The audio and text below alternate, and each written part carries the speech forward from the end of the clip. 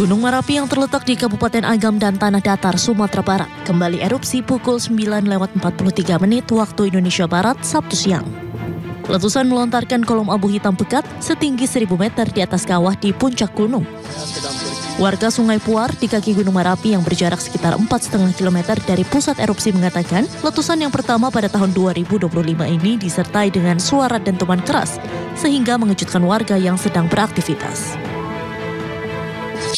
Saya kaget mendengar suara dentuman dan saya melihat ke arah Gunung Merapi. Ternyata Merapi erupsi kembali di awal tahun 2025. Kemarin erupsi juga di akhir tahun pas pergantian tahun baru. Pos pengamat Gunung Api PGA Merapi Pusat Vulkanologi dan Mitigasi Bencana Geologi di belakang Balok Kota Bukit Tinggi mencatat, Gunung Merapi meletus dengan amplitudo maksimum letusan yang cukup besar, yaitu 30,3 mm. Sementara durasi letusan terekam juga cukup lama, yaitu lebih dari 1 menit 40 detik.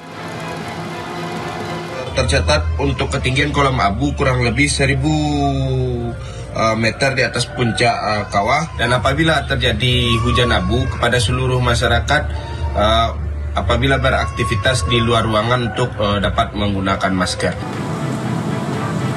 Tidak ada laporan terjadinya hujan abu vulkanik yang turun ke permukiman masyarakat. Abu letusan yang tertiup angin ke arah utara dan timur laut diperkirakan jatuh di sekitar gunung. Gunung Merapi pun saat ini berstatus waspada atau berada pada level 2 di atas aktif normal. Masyarakat maupun wisatawan dilarang masuk dan beraktivitas dalam radius 3 km dari kawah di puncak gunung. Diketahui dalam tahun 2025 hingga 4 Januari ini, Gunung Merapi tercatat mengalami 1 kali letusan dan 6 kali erupsi berupa hembusan. Dari Agam, Sumatera Barat, Wahyu Sikumbang, iNews melaporkan. Lokasi korban yang tersesat di Gunung Talang. Tim SAR dari Basarnas BPBD PMI dibantu masyarakat melakukan pencarian terhadap seorang pendaki yang dilaporkan tersesat di kawasan Gunung Talang, Kabupaten Solok, Sumatera Barat. Pendaki bernama Hairul Hafiz, mahasiswa asal Kabupaten Agam, melakukan pendakian ke Gunung Talang pada tanggal 1 Januari 2025 lalu, melewati jalur via Seroja, Batum Buak. Namun diduga tidak mengetahui medan jalan menuju puncak Gunung Talang. Pendaki tersebut tersesat dan bertahan di tenda selama 2 hari. Usai melakukan pencarian dan pendakian ke puncak Gunung Talang dengan berjalan kaki sekitar 2 jam, tim SAR akhirnya berhasil menemukan pendaki itu dalam kondisi selamat. Sudah dievakuasi oleh tim SAR gabungan dalam kondisi selamat dan sehat. Kemudian korban dievakuasi ke kantor BPBD Kabupaten Solok untuk melakukan penjemputan dari pihak keluarga. Pendaki tersebut selanjutnya dibawa tim SAR turun ke pos pendakian Batum Buak dan dibawa ke kantor BPBD Kabupaten Solok untuk dikembalikan ke pihak keluarga. Dari Solok, Sumatera Barat, Budi Sunandar, iNews melaporkan. Pemirsa Sindo Malam, kita awali dengan informasi memasuki arus balik libur Nataru, stasiun Pasar Senen ramai oleh pemudik yang kembali ke Jakarta. Total lebih dari 40.000 orang kembali ke Jakarta dengan menggunakan moda transportasi kereta api pada hari ini. Para penumpang ini tiba di Jakarta melalui stasiun Pasar Senen, stasiun Gambir maupun stasiun lain di Jakarta. Selain penumpang yang tiba, masih nampak juga banyak calon penumpang yang baru akan berangkat dari Jakarta. Baik yang akan kembali ke perantauan setelah mudik ke Jakarta di momen libur tahun baru ini, atau yang baru akan mudik berlibur. Tercatat lebih dari 20.000 calon penumpang yang akan melakukan keberangkatan dari stasiun Pasar Senen pada hari ini.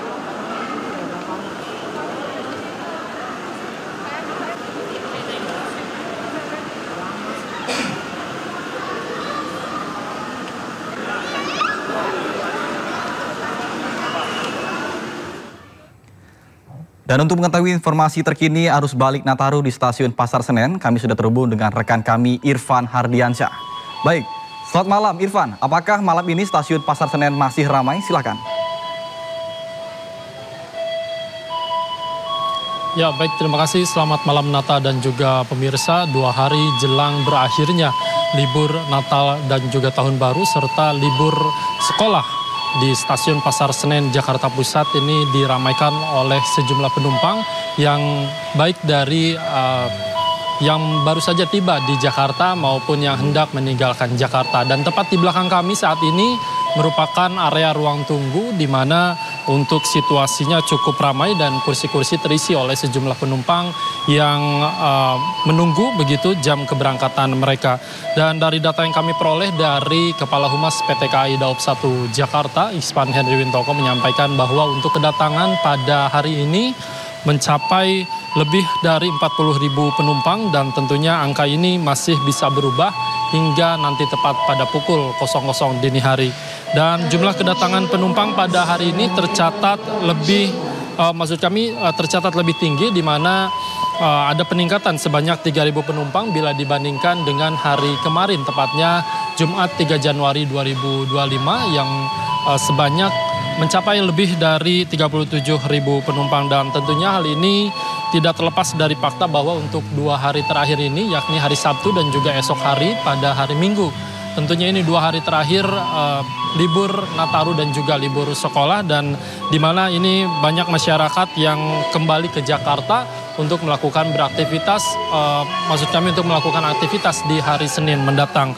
Dan selain diramaikan oleh penumpang yang memang tiba di Jakarta, animo masyarakat yang hendak melakukan perjalanan jarak jauh dengan menggunakan kereta api jarak jauh ini masih terlihat sangat tinggi, di mana untuk penumpang yang akan melakukan keberangkatan pada hari ini melalui stasiun Senen maupun juga stasiun Gambir, ini tercatat sebanyak lebih dari 30.000 penumpang, dengan rincian yang berangkat dari stasiun Gambir ini sebanyak lebih dari 9.000 orang, sementara untuk yang berangkat dari stasiun Senen ini mencapai lebih dari 20.000 orang. Dan informasi penting bagi Anda pemirsa yang memang akan melakukan perjalanan jarak jauh namun belum sempat membeli tiket, masih tersedia di KAI Akses, kurang lebih ini masih ada tersisa ataupun tersedia sebanyak 42.000 tiket. Dan tentu kami menghimbau kepada Anda pemirsa yang hendak melakukan perjalanan jauh dengan menggunakan kereta api, pastikan tiket dan jam keberangkatan Anda sudah sesuai. Kemudian juga dianjurkan datang lebih awal sebelum jam keberangkatan untuk menghindari ketertinggalan ataupun keterlambatan kereta. Dan satu hal lagi yang paling penting, ini pastikan barang bawaan Anda ini tetap aman dan juga tidak melebihi kapasitas yang memang sudah ditentukan oleh pihak KAI. Sementara demikian, Nata. Baik, terima kasih rekan Irfan Hadiansyah atas laporan Anda langsung dari Stasiun Pasar Senen. Selamat bertugas kembali dan salam sehat teman-teman. Pemirsa, beralih ke informasi lainnya, arus balik Natal dan Tahun Baru 2025 terbagi dalam 4 gelombang. Dan hingga 3 Januari kemarin setidaknya sudah lebih dari 2 juta kendaraan yang kembali masuk ke Jakarta. Dan berikut cuplikan dialog rekan kami Aya Nufus dengan Dirgakum Korlantas Polri, Brigjen Pol Raden Slamet Santoso. Sebenarnya untuk puncak arus balik sendiri akan terjadi hari ini atau besok, Pak? Ya, jadi sesuai dengan prediksi yang sudah kita sampaikan beberapa waktu yang lalu, bahwa untuk arus balik itu terjadi ada gelombang tanggal 28, kemudian tanggal 1, dan tanggal 4 ini, serta tanggal 5 itu akhir. Kenapa? Karena pola libur Nataru tahun ini itu berbeda dengan tahun lalu, di mana waktu-waktunya sudah terdistribusi dari para pemudik itu yang balik itu, ada yang tanggal 28, ada yang tanggal 1 sore, kemarin padat juga lumayan peningkatan volumenya. Kemudian tanggal 4 ini dari pagi ini tetap kami monitor jalur Cikampek, ya Cikatama itu rata-rata pergerakannya dari mulai jam 14 tadi sekitar 4.000 sampai 5.000 kendaraan yang melintas masuk ke Jakarta. Demikian juga dengan dari arah Puncak lewat Jagorawi itu juga sekitar di atas, dari mulai 3.000 sampai 3.500 tadi sejak jam 12 siang sampai jam 4 sore. Makanya tadi kami di Jagorawi kami berlakukan one way dari arah Puncak menuju Jakarta. Alhamdulillah ini masih berjalan lancar. Demikian juga dengan yang monitoring kami dari penyeberangan dari Merak, tol Merak juga masih normal, walaupun terjadi peningkatan volume kendaraan memasuki Jakarta, tapi masih berjalan normal, sehingga kami tidak memberlakukan rekayasa lalu lintas. Demikian, Mbak. Baik, Bapak, secara keseluruhan adakah catatan penting terkait arus mudik maupun balik dari Nataru tahun 2024-2025 ini? Apakah skema lalu lintas ini berjalan dengan efektif, Pak? One way, ganjil genap, dan lain sebagainya? Ya, jadi kami dari hasil prediksi yang ada dan catatan real time kami yang ada, untuk volume arus lalu lintas yang keluar masuk Jakarta sampai dengan tanggal 3 kemarin, itu hari ini belum. Jadi masuk itu sekitar 2.646.497 kendaraan. Kemudian yang keluar itu 2.719.450 kendaraan. Sehingga masih ada selisih sekitar 72.953 kendaraan. Ini yang masih tetap kita monitor sampai dengan hari ini dan besok. Kemudian dari data kecelakaan yang ada sampai dengan tanggal 3 kemarin itu jumlah kejadiannya ada 3.685 kejadian. Dibandingkan periode yang sama tahun lalu, tahun 2023-2024 itu turun 32% untuk jumlah kejadian kecelakaan. Korban meninggal dunia juga demikian. Ada 556 orang sehingga turun 48% dibanding periode yang sama tahun lalu. Hal ini tentunya kita tetap operasi lilin yang kita berlakukan dengan penggelaran personil, sarana prasarana yang ada, penggelaran pospam, posyan, kemudian kegiatan tim urai, kemudian ada tim patroli dan tim rekayasa lalu lintas ini berjalan dengan efektif dan efisien. Tentunya juga berkat kerjasama dari media, dari instansi terkait. Ini efektif dan efisien. Demikian, Mbak.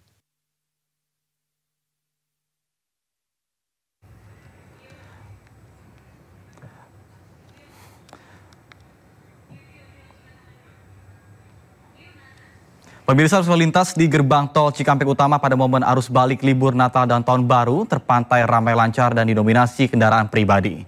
Belum ada kepadatan maupun antrian kendaraan yang melintas di gerbang tol Cikatama.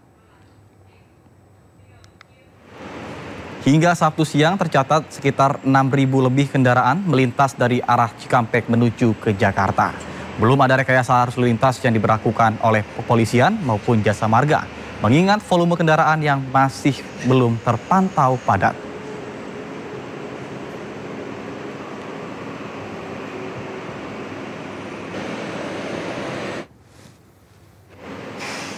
Jelang berakhirnya libur Natal dan Tahun Baru di Simpang Gadok Bogor terjadi peningkatan volume kendaraan yang melintas.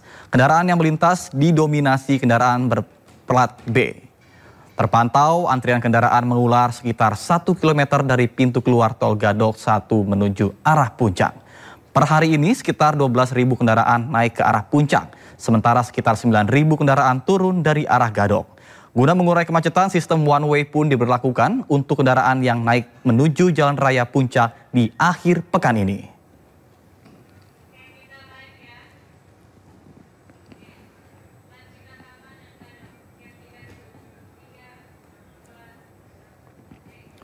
Pemirsa, untuk mengetahui situasi di sana, saat ini sudah terhubung dengan rekan kami, rekan Hamzah Hasibuan di Tol Cikampek Utama dan Syahreza Zanski di Simpang Gadok, Jawa Barat.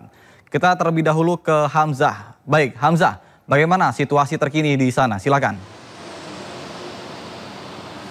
Ya, selamat malam Nata dan juga pemirsa. Kali ini kondisi arus lalu lintas di gerbang tol Cikampek Utama ini terpantau masih ramai lancar. Tidak ada ketersendatan maupun kepadatan tinggi dari kendaraan yang melintas di gerbang tol Cikampek Utama. Menurut pantauan kami, ini yang melintas di gerbang tol Cikampek Utama ini didominasi dengan kendaraan pribadi yang mengarah ke Jakarta.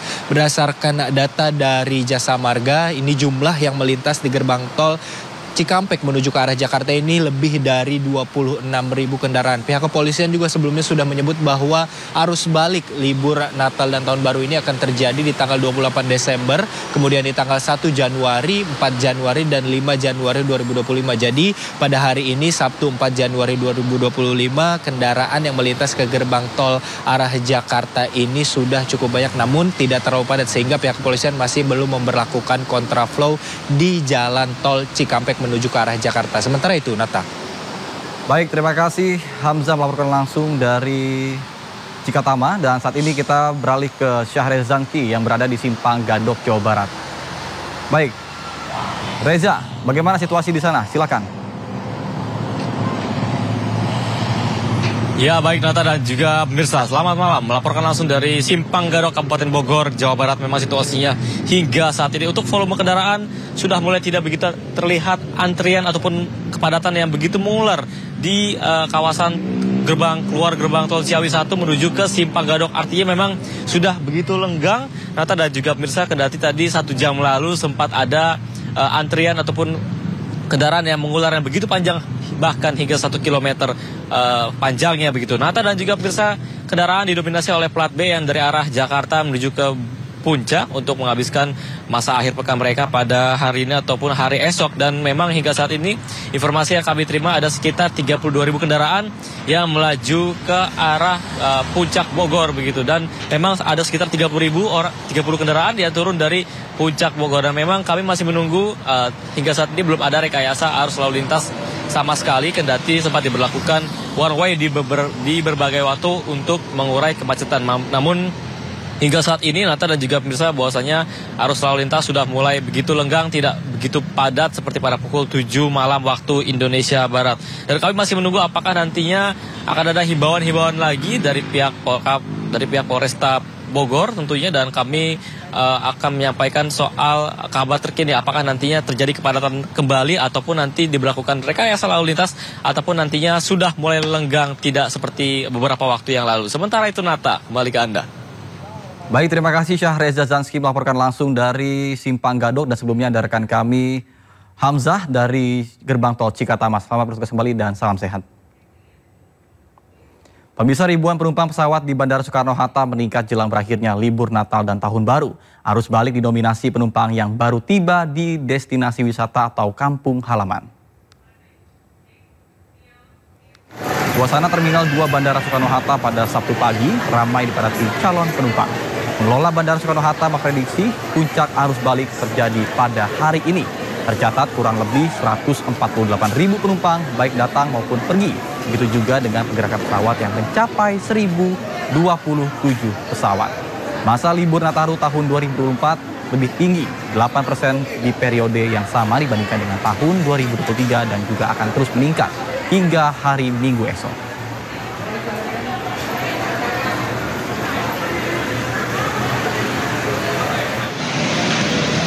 Sementara itu pemirsa, di Bandara Juanda, Sidoarjo, Jawa Timur, ribuan penumpang mulai memadati pintu kedatangan di Terminal 1.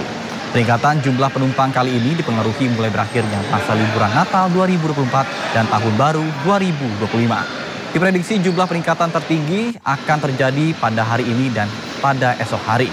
Berangkatan dari Bandara Juanda didominasi tujuan Balikpapan, Makassar, Jakarta, dan juga Medan. Bahkan hingga kini sudah mencapai 38.000 lebih penumpang yang berangkat maupun yang datang.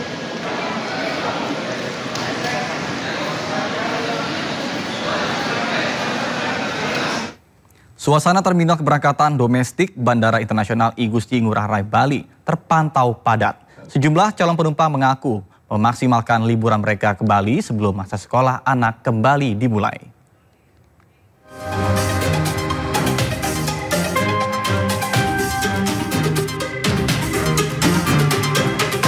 Suasana terminal keberangkatan domestik Bandara Internasional I Gusti Ngurah Rai Bali masih terlihat ramai oleh calon penumpang.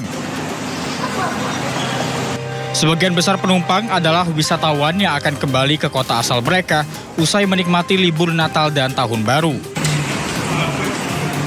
Mereka mengaku memilih kembali pada hari ini untuk menghindari kepadatan penumpang serta memaksimalkan masa libur sebelum aktivitas kembali normal pada 6 Januari mendatang. Holiday. Sekarang nih mau balik ke Riau. Kenapa memilih hari ini mau balik? Ya liburannya udah habis, tanggal 6 udah masuk Tadi kerja. perjalanan dari tempat Dari hotel. Gimana? Jalanan Di Denpasar. Lancar, oke. Lancar ya Bu ya? Kita selesai liburan dari tanggal 29 kemarin sampai hari ini pulang. Kenapa Bu pilih hari ini? Udah mau siap sekolah anak-anak. Oh gitu. Dan bapaknya juga udah mulai kerja. Gimana? Dilansir Angkasa Pura I Ngurah Rai, pada 2 Januari 2025, keberangkatan domestik atau wisatawan yang meninggalkan Bali lebih tinggi, yakni 16.400 penumpang dibandingkan kedatangan yang mencapai 13.833 penumpang. Dari Badung, Bali, Indira Ari, iNews melaporkan.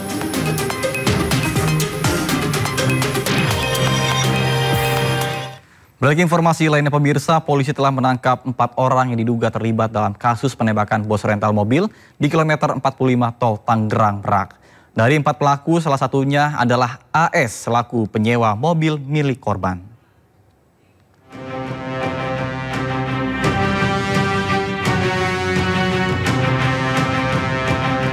Pembunuhan bos rental mobil kembali terjadi.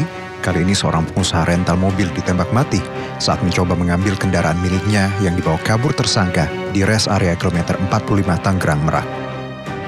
Naasnya lagi, sebelum kejadian penembakan, anak pemilik rental mobil menceritakan penolakan pihak kepolisian untuk melakukan pendampingan atas laporan yang korban buat. Polisi mengaku penolakan pendampingan karena korban tidak dapat menunjukkan dokumen kepemilikan mobil.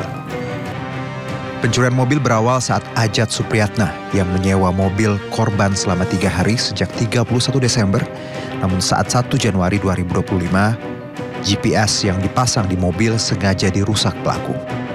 Ada 2 perangkat GPS mobil telah dipotong tepat di Pandeglang, Banten. Namun 1 GPS aktif belum diputus pelaku. Korban lakukan penelusuran hingga berpapasan dengan mobil miliknya. Dan situasi pun berubah tegang saat pelaku mengaku sebagai TNI Angkatan Udara mengancam sambil mengeluarkan senjata api. Merasa terancam, anak korban meminta pendampingan dari Polsek Cinangka Anyer, namun ditolak kepolisian dengan alasan saat pelaporan korban tidak membawa surat-surat penting kepemilikan mobil yang sah. Di pas posisi Anyer, dia berhenti sekitar 15-20 menitan. Nah, inisiatiflah kita minta tolong ke polsek terdekat. Pada saat itu polsek yang terdekat Polsek Cinangka. Nah, kita mampirlah ke Polsek Cinangka itu. Kita menceritakan kejadian ini dan kita bilang kita pemilik mobil, rental mobil, bukan leasing mobil. Tapi si polsek ini salah menduga, katanya saya dari leasing, padahal saya udah bilang dari awal. Saya minta perlindungan atau pendampingan ya untuk mengambil motor tersebut. Polisi yang bertugas pada saat itu ternyata tidak bersedia untuk mendampingi. Ada rasa kecewa di situ ya. Ternyata dari polseknya pun nggak bisa, jadi dia minta izin dulu ke Kapolsek. Dia telepon dulu petugas yang jaga malam pada saat itu. Setelah telepon ke Kapolsek, ternyata tetap nggak bisa juga, katanya takut kejadian kayak leasing, takutnya leasing. Padahal saya sudah bilang kalau saya ini rental mobil, pemilik mobil, dan saya membawa bukti-bukti kepemilikan mobil seperti BPKB, STNK, dan kunci serep juga, gitu. Polsek Cinangka pada tanggal 2 Januari 2025 sekira jam 3.00 WIB kedatangan 1 unit mobil minibus yang berisikan kurang lebih 6-7 orang pria dewasa, yang saat itu ketika dikonfirmasi yang bersangkutan menyatakan bahwa itu dari leasing, sementara kawannya lagi menyatakan bahwa itu dari rental. Bermaksud untuk meminta pendampingan untuk melakukan penarikan 1 unit kendaraan mobil di Cinangka. Menurut keterangan dari yang bersangkutan bahwa pada saat itu mobil itu sempat diikutin dari Paneglang muter sampai ke arah Cilegon, sehingga melintaslah di wilayah kita. Namun pada saat yang bersangkutan meminta untuk pendampingan dari personel kita, ya tentunya personel kita yang paling utama adalah menanyakan legalitas ataupun identitas daripada kendaraan yang akan ditarik itu. Kemudian dalam masalahnya masalah apa? Saya kira itu wajar Karena untuk mengetahui kira-kira apa nih permasalahannya, gitu loh. Nah, kemudian ketika itu ditanyakan, rupanya yang bersangkutan memburu waktu atau tergesa-gesa sehingga tidak sempat menunjukkan dokumen yang diminta oleh petugas.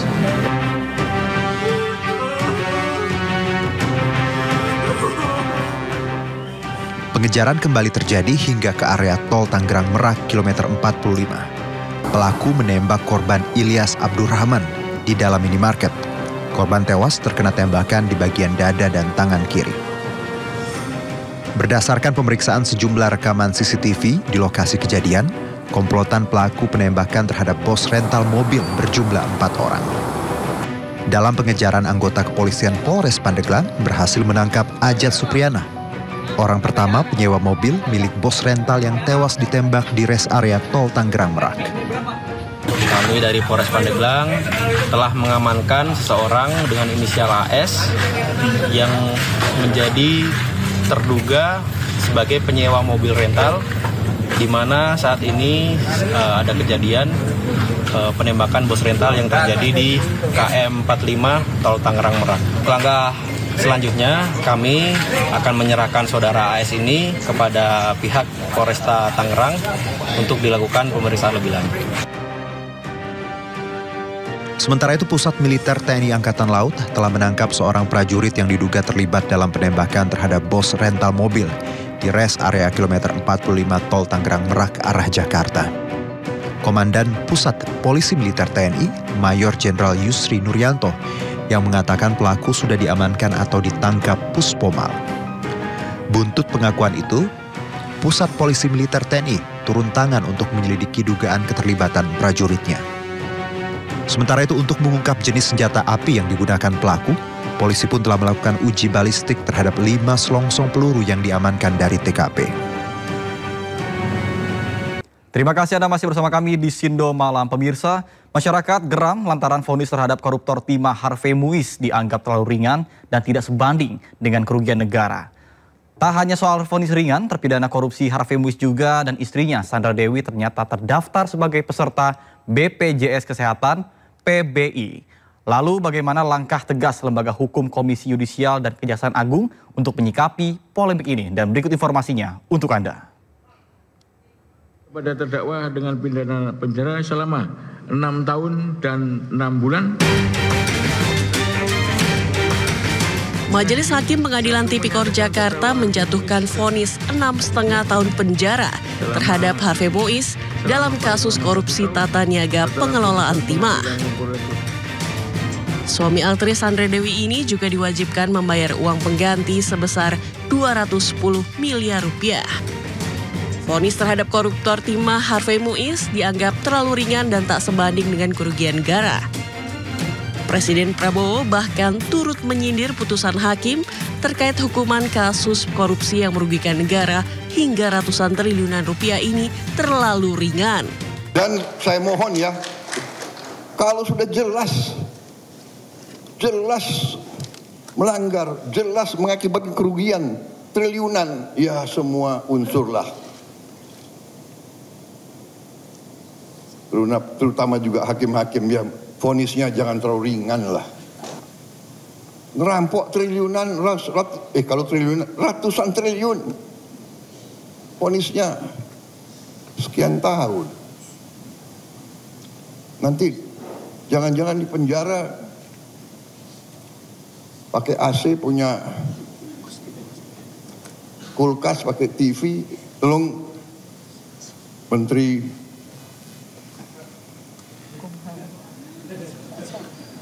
Pemasyarakatan ya, Jaksa Agung ya. Naik banding nggak? Naik banding ya? Naik banding. Vonisnya ya 50 tahun begitu kira-kira. Pelaku pencuri hukuman 10 tahun penjara, 300 triliun ya, 6 tahun penjara karena Anda berperilaku baik. Dan masyarakat Indonesia pun geram karena vonis terhadap Harvey Muiz dianggap ringan. Sebuah video yang menampilkan Hakim Eko Arianto yang diedit dengan suara ceramah almarhum Ustadz Zainuddin MZ pun viral di media sosial. Kalau pemimpin sudah seperti singa, menteri sudah seperti serigala, wa qudatuhum kal kilab, akan muncullah para penegak hukum yang mentalnya seperti anjing. Video ini bernada sindiran terhadap hakim yang dianggap tidak adil. Ada pula kartun parodi yang diunggah pakar hukum tata negara Ferry Amsari. Video ini bercerita tentang maling ayam yang divonis 10 tahun penjara. Ayam ya? Iya Pak, saya sendiri. Kamu dijatuhkan hukuman 10 tahun penjara. Video memperlihatkan artis Sandra Dewi memeluk suaminya Harvey Muiz juga menjadi sorotan netizen. Sejumlah pihak menilai ekspresi tersebut tak pantas. Salah satunya datang dari mantan Menko Polhukam Mahfud MD yang diungkap melalui cuitannya di akun Twitter pribadinya. Menanggapi hal itu, Mahkamah Agung menyebut pengawasan yang dilakukan terhadap para hakim di lingkungannya sudah sangat ketat. Jadi Mahkamah Agung itu sudah begitu rapatnya membentengi aparaturnya, karena bisa bandingkanlah dengan lembaga lain. Di Mahkamah Agung itu ada 5 rambu-rambu. Yang pertama, pengawasan yang dilakukan oleh Komisi Yudisial. Yang kedua, pengawasan yang dilakukan oleh Badan Pengawas Mahkamah Agung.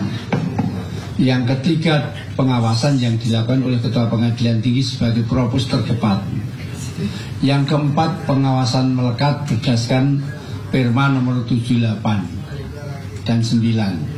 Di mana seorang pimpinan pengadilan wajib melakukan pembinaan dan pengawasan kepada anggotanya, dan bila mana terbukti anggotanya melakukan perbuatan hukum dan pimpinan tidak melakukan pembinaan dan pengawasan, maka pimpinan akan kena sanksi. Yang kelima, siwas. Masyarakat bisa mengadukan langsung tingkah laku dan perbuatan yang tercela aparat penegak hukum di Mahkamah Agung kepada pimpinan Mahkamah Agung. Jadi ada 5 sebetulnya. Jadi pertanyaan kok 5 pun masih ada yang terjerat, yang namanya kan oknum ya. Jadi 5. Di Mahkamah Agung sendiri ada satgas ya. Ada satgas yang tiap hari keliling ya, di lorong-lorong di ini keliling itu. Seperti itu. Jadi ya dari Mahkamah Agung sendiri seperti itu. Apalagi sekarang pimpinan kita yang baru, yang mulia Pak Sunarto, sudah punya kebijakan ya, kalau turun ke bawah nggak boleh dilayani ya, seperti itu, dan nggak boleh disambut secara berlebihan, dan bahkan beliau tidak bersedia di bandara disediakan VIP itu ya. Sementara itu, Menko Politik dan Keamanan Budi Gunawan memastikan Komisi Yudisial dan Kejaksaan Agung sudah mengambil langkah tegas.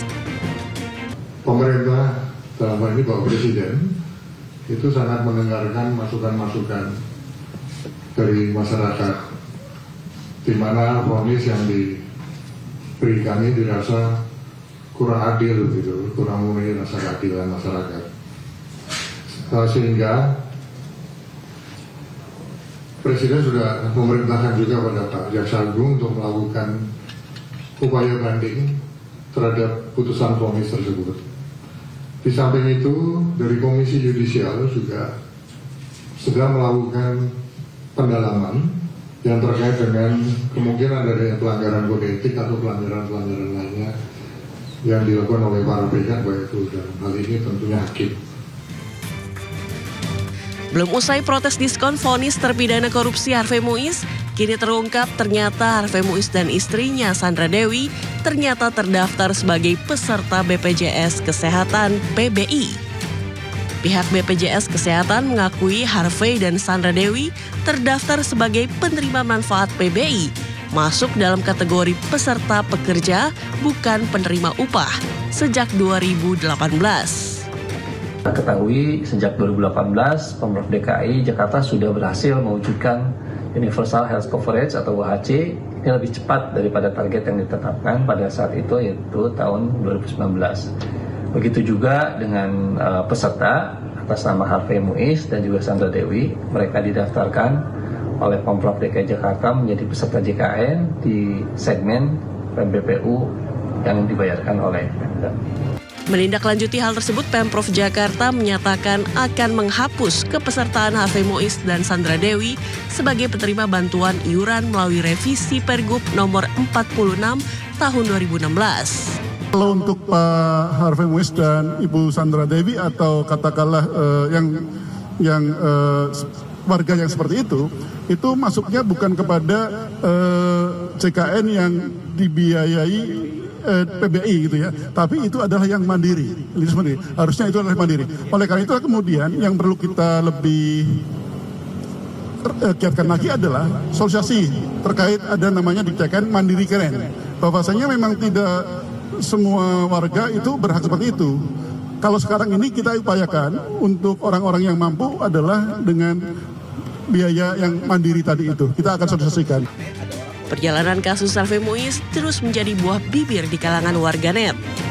Sejumlah selebgram pun turut serta mengunggah video sindiran tentang penghasilan para koruptor. Jadi kalau misalnya mendapat 1 triliun selama 6 tahun tapi harus dipenjara, per jamnya kali penjara dapat 20 juta rupiah guys. Menurut kalian berarti atau enggak? Tim Liputan iNews melaporkan. Informasi lainnya pemirsa, pemerintah akan segera melaksanakan program makan bergizi gratis mulai 6 Januari 2025. Hal itu diumumkan usai rapat terbatas Menteri dengan Presiden Prabowo Subianto di Istana Kepresidenan Bogor Jumat lalu.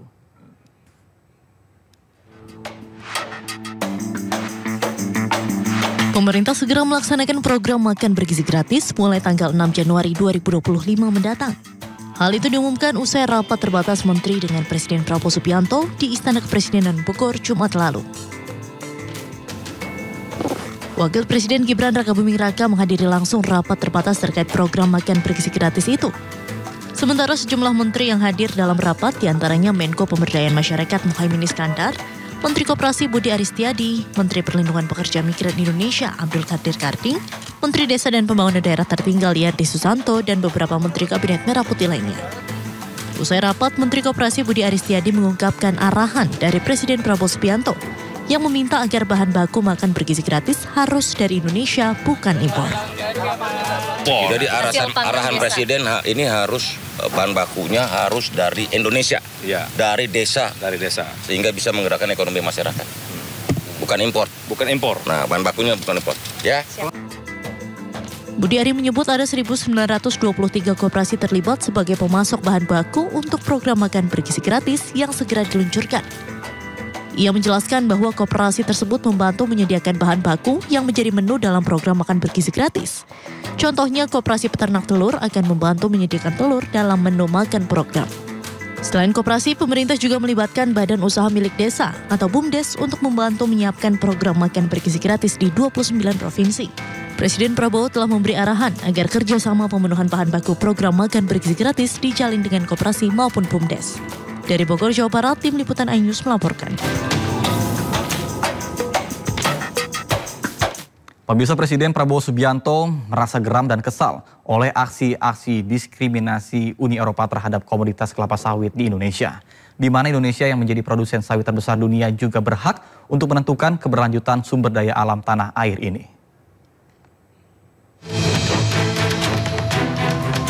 Presiden Prabowo Subianto menyebut kelapa sawit merupakan sumber daya strategis yang dimiliki Indonesia.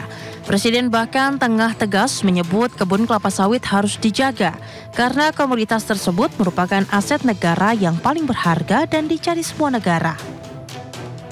Di mana hingga saat ini banyak negara yang membutuhkan kelapa sawit dari Indonesia. Bahkan tak sedikit yang takut tak kebagian kelapa sawit. Untuk itu, Presiden Prabowo meminta jajaran TNI dan Polri serta peran masyarakat agar kebun sawit dijaga secara kolektif. Jadi jagalah ya para bupati, gubernur, para pejabat tentara, polisi, jagalah kebun-kebun kelapa sawit kita di mana-mana, itu aset negara. Terutama mereka sangat membutuhkan kelapa sawit kita. Ternyata kelapa sawit jadi bahan strategis rupanya. Banyak negara itu takut tidak dapat kelapa sawit. Pernyataan tegas Presiden Prabowo Subianto ini menandakan bahwa Indonesia memiliki peran penting dalam pasar global kelapa sawit. Untuk itu, sawit Indonesia harus dijaga dan dilindungi sebagai potensi sumber ekonomi dan sumber pendapatan masyarakat.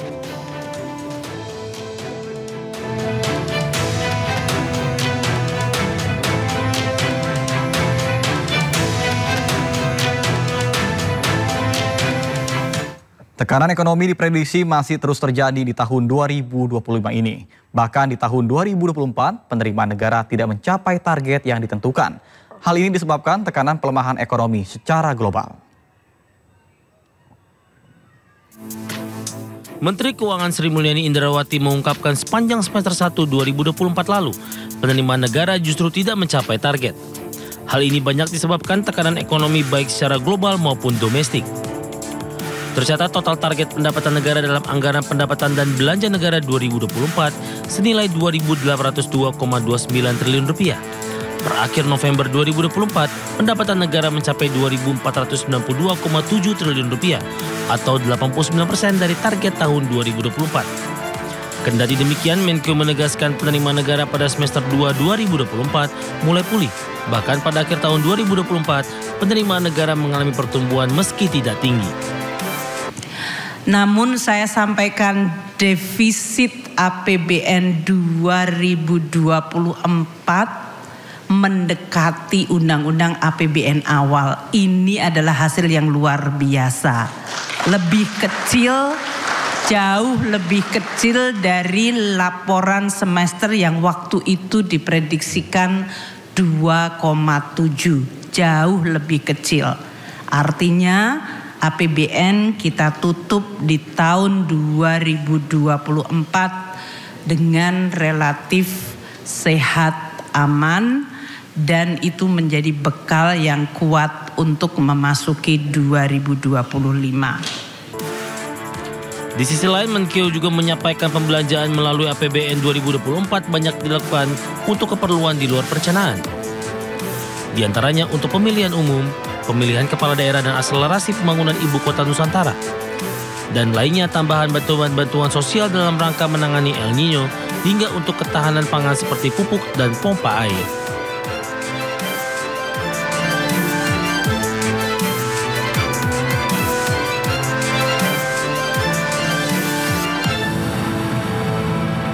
Pemirsa, informasi menarik lainnya tetaplah bersama kami di Sindo Malam.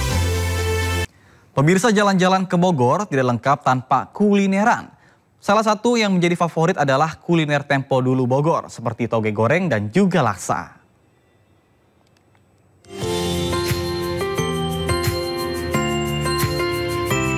Bogor punya banyak kuliner khas. Di antaranya ada laksa dan toge goreng. Sayangnya, kuliner berbahan dasar sayur toge ini sudah jarang ditemui. Tapi sebuah warung di depan Polsek Cibungbulang Bogor masih menjual kuliner ini. Laksa diracik dari toge, ketupat, tahu, oncom merah, dan daun kemangi. Kemudian diguyur kuah kuning khas beraroma rempah. Kemudian ditaburi bawang goreng.